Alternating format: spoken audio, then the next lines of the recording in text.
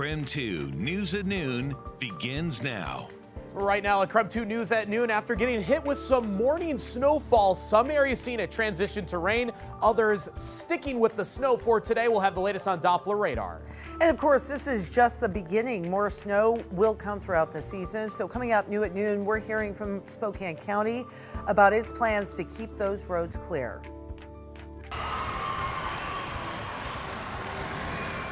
Something very positive and exciting to celebrate. An exciting morning in North Idaho.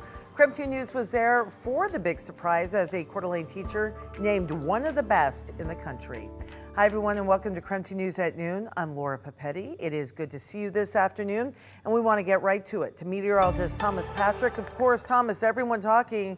We've been tracking the wet weather, snow across the region right now this morning. Many areas now transitioning to what looks more like a rain kind of just mess. Maybe you can give us an idea what we can expect this afternoon. Yeah, and this morning and up with KREM, I think we saw that transition to rain for Spokane occur before 8 a.m. Since then, if we're getting anything else today, it's just rain. At the moment, there is no rain. It's just overcast skies, and we're going to dive into Doppler radar, and we'll start over our northern areas where you will still have some snow today. The trick to our forecast, though, is trying to figure out what areas and what valleys specifically might actually be getting rain at the very bottom of the valleys versus an all snowfall event. So we're still looking at all the cameras in this region. At the moment, this does look like it is mostly a solid snowfall, so we could very well get 2 or more inches of snow before the day is through. Meanwhile, for Spokane, there's actually no active precipitation kind of around the city. Maybe the last of some rain snow over Deer Park, and in Coeur d'Alene, you have all rain. You had a moment of some snow, but it had a hard time, almost an impossible time, to even stick to the ground. So we really lucked out because downtown Spokane did not get any snow. Here at our South Hills studios, we got a very slushy fraction of an inch very briefly, but it's all melting away. We're at 39 degrees right now. Again, if we're getting any more precipitation today, it is just rainfall. But our northern areas retain the winter weather advisory until 10 o'clock tonight. So still a couple more inches of snow in the forecast for our northern areas. In the meantime, we're actually warming up uphill from here. So coming up, we'll give you that extended outlook and show you how much rain is in the forecast and how warm conditions will be later on in the week. My friend, all right, for the most part, roads have been in fairly good condition today. That was after some slush earlier this morning. Now you can see it's really just a little bit rainy in some parts, wet roads in a few areas. As Thomas said, some northern areas may still see some snow this afternoon, so you'll want to make sure you're aware of the conditions if you'll be driving again in the northern areas. All right, with the light snow this morning, snow crews rather in Spokane County were out treating the roads. They're preparing for even more snow, of course, in the coming months. In the past hour, KREM 2's Brandon T. Jones heard from the county about their snow plan, and he is joining us live with what they had to say. Brandon, everyone wants to know, what are the roads going to be like later this season?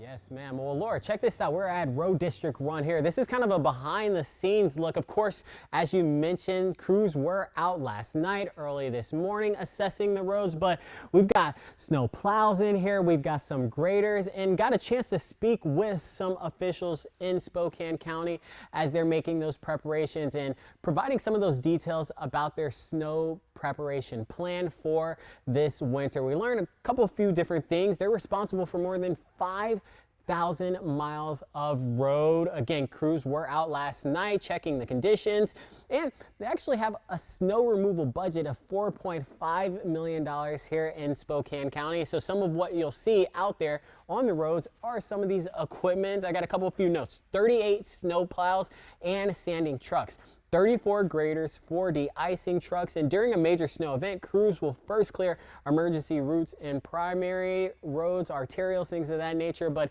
take a listen to another aspect that they're keeping in mind when they're assessing these roads.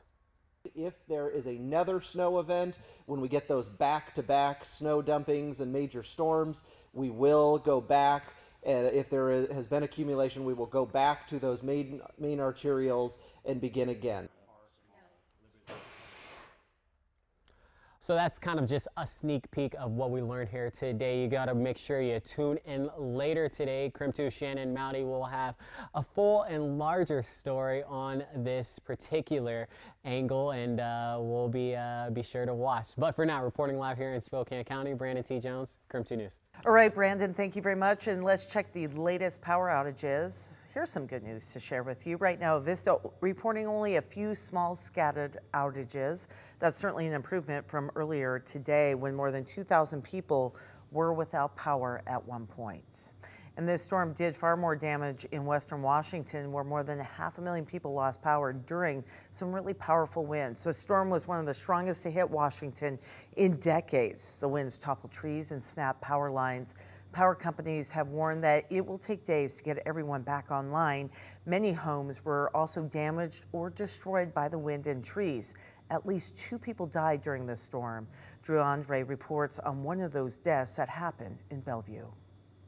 We're here in the Bridal Trails neighborhood, and everywhere you drive around there is debris on the ground, and we've seen a number of trees that have come down from the wind. Look at this one behind us here, right next to this little park.